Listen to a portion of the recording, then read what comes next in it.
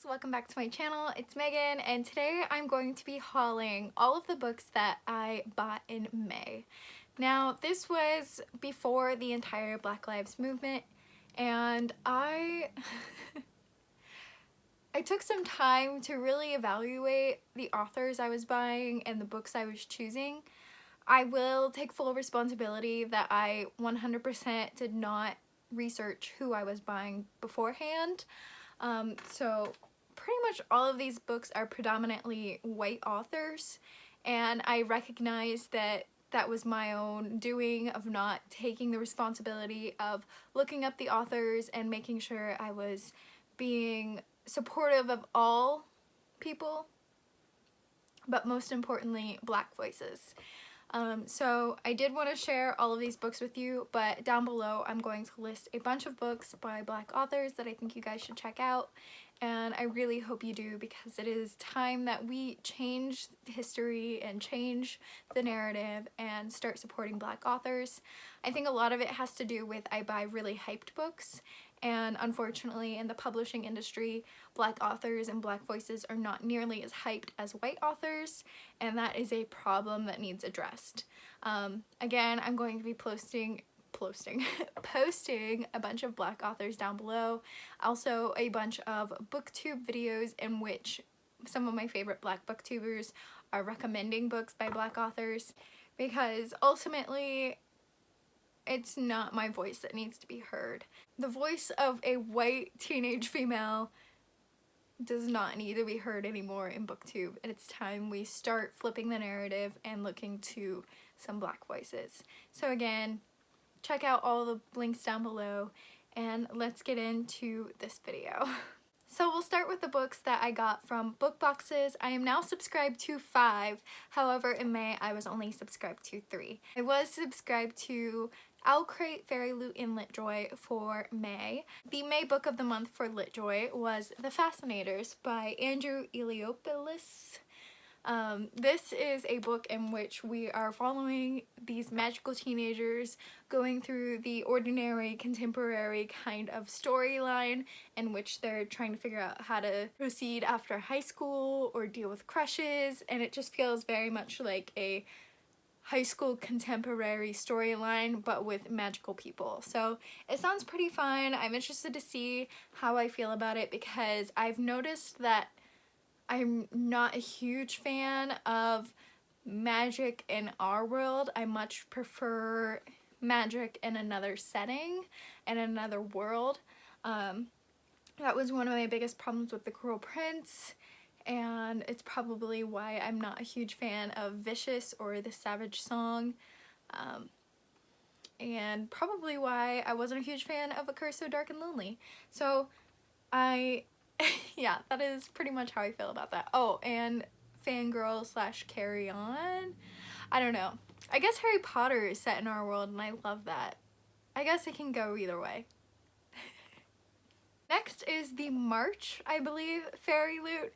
They're very behind on their shipping, so I'm pretty sure this was the March edition. I'd have to go back in my details, but I do have the April Fairy Loot over here to unbox, but it was Bonecryer's Moon, the book of the month for all 3 book boxes I was subscribed to.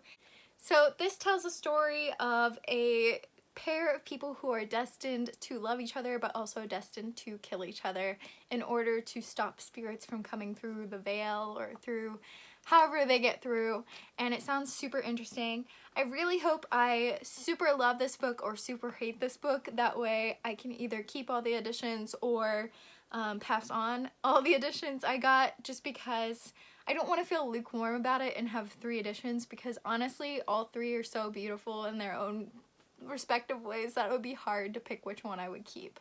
But yeah. And this is by Catherine Purdy. Next, this did not actually come in a book box that I received. However, it is from LitJoy Crate, and it was in a book box that came out before I started subscribing to them. It's from their January 2020 box, Starry Night, and it was Woven in Moonlight by Isabel Ibanez. I do already have a copy of this due to a fairy loot box. However, I bought this one purely for the cards it came with. LitJoy does a trading card collection, and I really needed the cards that came with this book, so that's why I purchased this book. I have a problem. I'm not even really sure what this one's about. I think that our main character is a stand-in for the Condessa, and she has the power to weave stories and narratives into tapestries.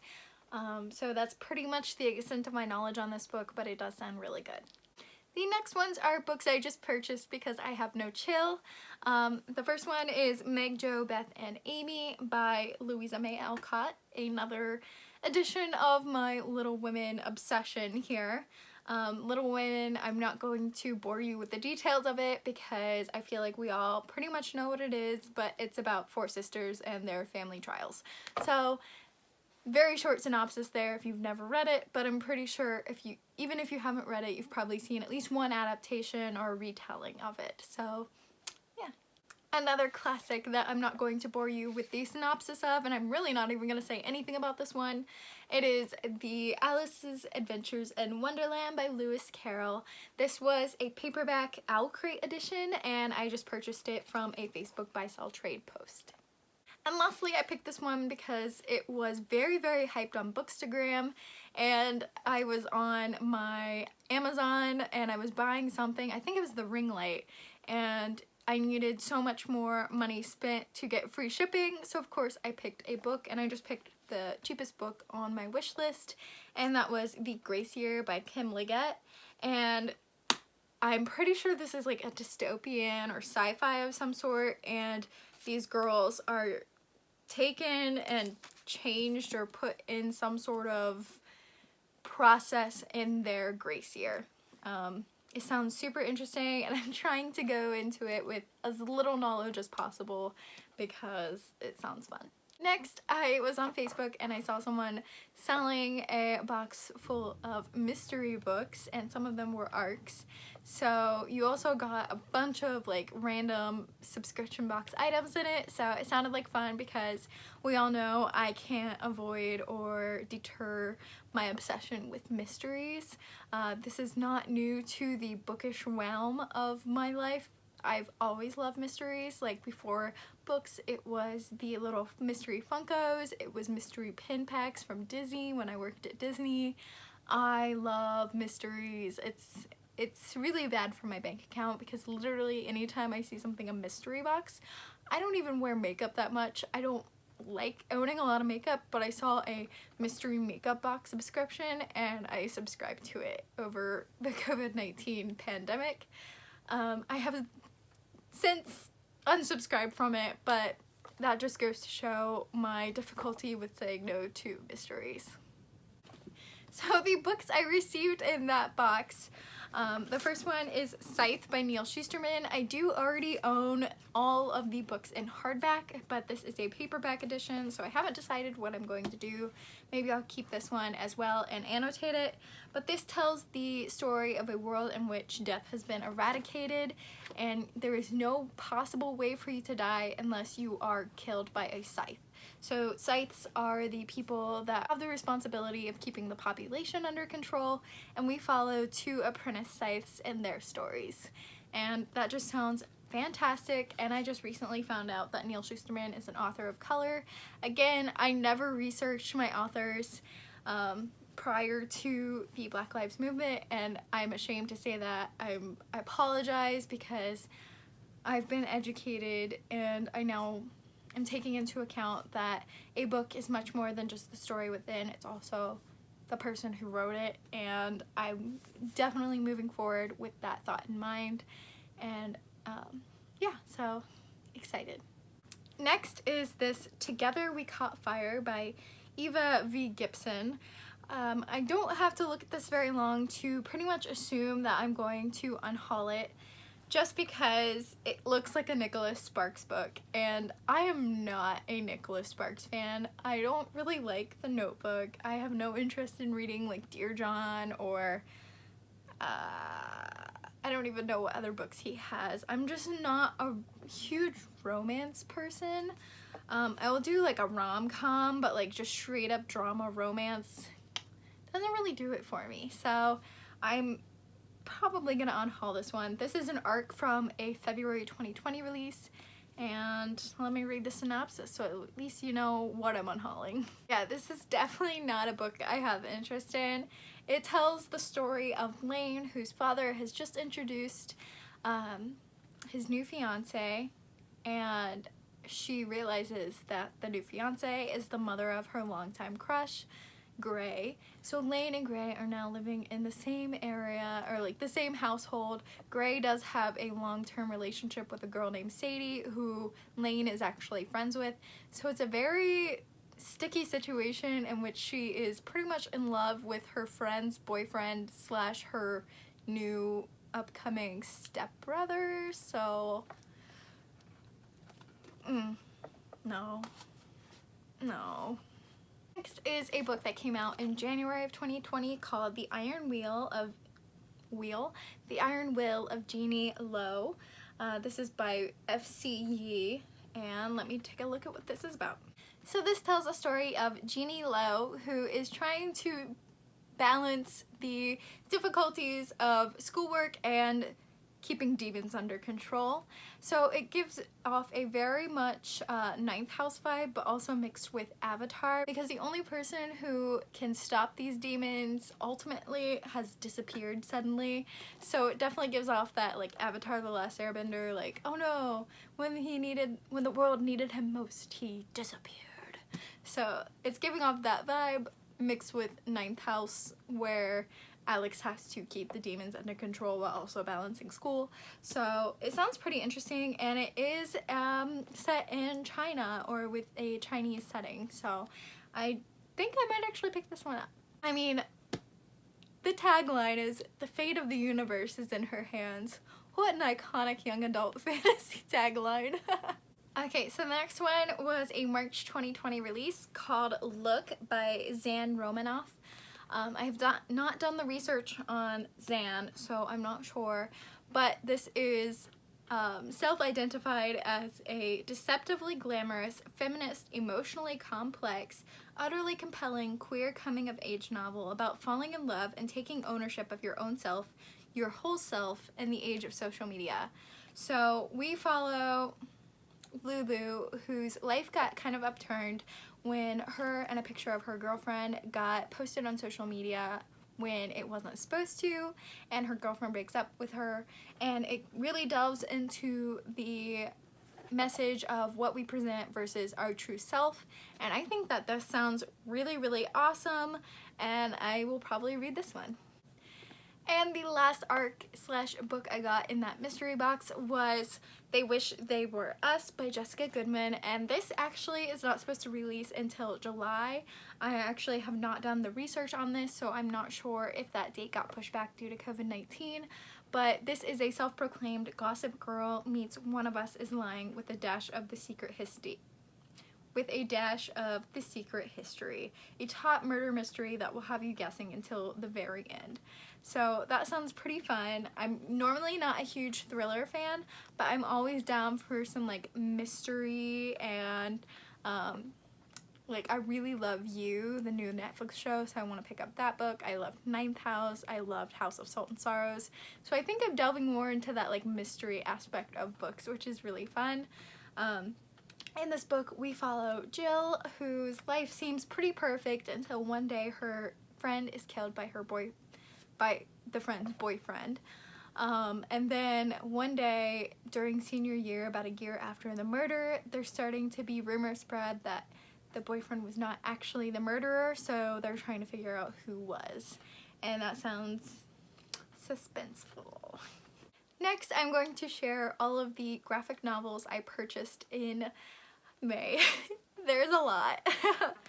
So I first purchased Meg Jo Beth Amy. This is a modern retelling of Little Women by Terciero and Indigo. and I love this cover. I've been eyeing this ever since I first saw it in Target, and it's just a graphic novel that is a retelling of Little Women, so it fulfills my Little Women collection and also a fun little graphic novel, so that's super exciting. Next, I purchased Amulet volumes 2, 3, 4, and 5. This is by Kazu Kibuishi. And it just looks like such a fun little middle grade quest graphic novel. I did purchase volumes 1, 5, and 7 previously and repurchased 5 by accident, so that's where I'm at. Next, I purchased volumes 1 and 2 of the Game of Thrones graphic novel. I mainly purchased this because Anthony and I are going to start watching the series, and I have been reading the Dragon Ball manga and watching the series with him alongside that. It's been a really fun experience to read the manga and watch the series at the same time. And I've also been reading the Game of Thrones novels. Well, I only read the first one thus far, but I want to watch season 1 before I continue with the novels. But I wanted to get back into the world before I started watching the series again. Also, this is a great way to get Anthony to read, so that is why I purchased those. Next, I purchased Avatar North and South. If you are not aware, the Avatar series is not complete with the end of the TV show. There is a comic series out, and I now have 3 of the 5 that are now out, but Imbalance is almost out in the library edition, so I'm super excited about that. I just need The Rift and Smoke and Shadow, I think it's called.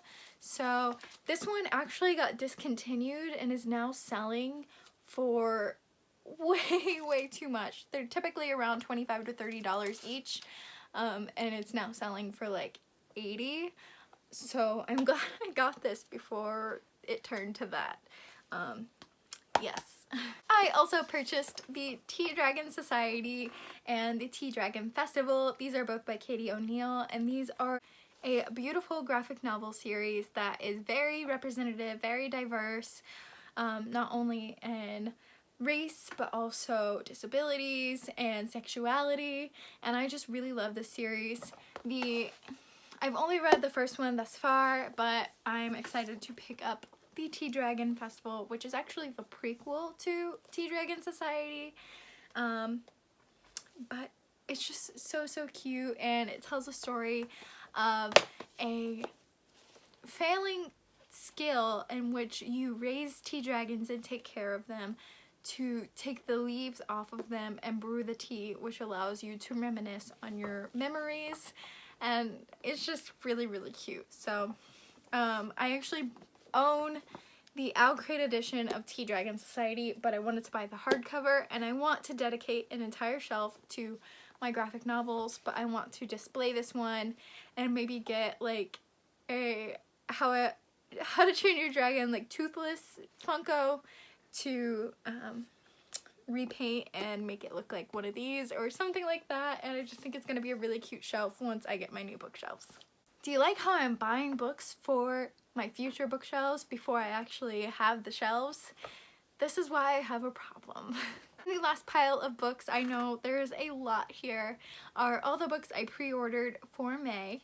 The first one is Dark Skies by Danielle L. Jensen. This is the sequel to Dark Shores, and honestly I don't know much about it other than the covers are beautiful. Don't want to read the synopsis of this because it is a sequel, so let me grab Dark Shores and tell you what that's about. Here is the cover of Dark Shores, by the way. I mean, like, look at that. It's incredible. I'm not going to delve too much into the synopsis, but it says, a pirate with a will of iron, a soldier with a secret, a dangerous quest. I mean, honestly, anything with like a sea or mermaid or pirate or siren or anything with that vibe, instant buy. So, of course, I had to get the sequel. So, I also purchased House of Dragons by Jessica Cluess, and this sounds incredible. This is a world in which every dynasty or every year, I don't know what the sequences, but every so often 5 houses of the kingdom each send in a representative to fight for the throne. So this gives me like 3 Dark Crowns / Hunger Games vibes. Typically they send in their oldest child as the representative, but this year each of the houses are sending in an outcast. So we've got a liar, a murderer, a servant, a thief, and a soldier. And so I'm not sure if there's actually dragons involved, but it sounds so good. Next is Aurora Burning, which is the sequel to Aurora Rising, and this is about a space squad, and that's all I needed to know, because alongside like the sea, anything to do with space or squads, I'm very easy to please, so yeah. And last but not least, I'm sure you all know this one was coming, but I grew up loving the Hunger Games, so of course I had to pick up The Ballad of Songbirds and Snakes. I am planning to read this very, very soon, and this, if you don't know, is the prequel to the Hunger Games, which is President Snow's backstory. If you aren't aware of who President Snow is, he is the main villain of the Hunger Games trilogy, so I'm very excited to get into this one. Luckily, I'm pretty good at separating added stories from the main story, so I don't think I'll ever be affected by an additional, like the Cursed Child didn't really affect how I felt about Harry Potter, so I'm not worried about this affecting my view of the original trilogy. I'm just really excited to get into it. So those were all the books that I purchased in May. Please check down below on the books that I think you should now take a look at by Black authors. I hope you guys enjoyed this video, and I will check in with you in my next one. Bye, friends!